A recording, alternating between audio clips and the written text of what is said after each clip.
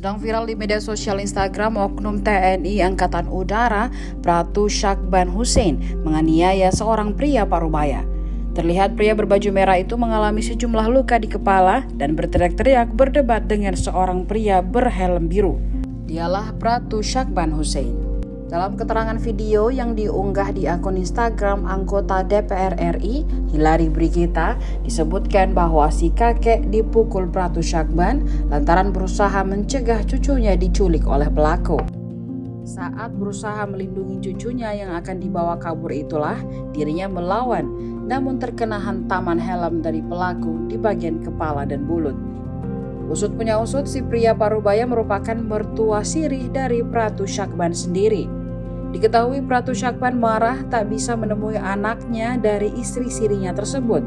Si istri siri kabur ke Papua bersama anak karena Syakban enggan menikahi sang istri siri itu secara resmi.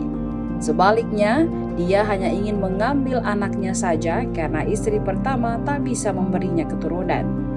Dalam unggahan diceritakan, Pratu Syakban memang sudah menikah sebelumnya, hanya saja ia belum dikaruniai seorang anak.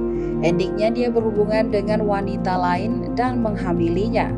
Alhasil si wanita hanya dinikahi secara sirih dan tidak terdaftar secara kenegaraan. Pratu Syakban berjanji akan menikahi si istri sirih dan menceraikan istri pertamanya. Namun, hingga si istri sirih melahirkan, tidak ada upaya untuk menunaikan janji. Pratu Syakban hanya ingin mengambil anak dari istri sirih lalu memalsukan identitasnya dengan memasukkan dalam kartu keluarga. Hanya saja bukan istri kedua yang diakui, melainkan istri pertama yang akan didaftarkan sebagai ibu kandung dari sang anak. Hal itulah yang membuat keluarga istri sirih tidak terima dan mengasingkan si wanita bersama anaknya ke Papua. Mengetahui hal itu, Pratu Syakban tak terima dan terus-menerus meneror keluarga korban yang ada di Bekasi.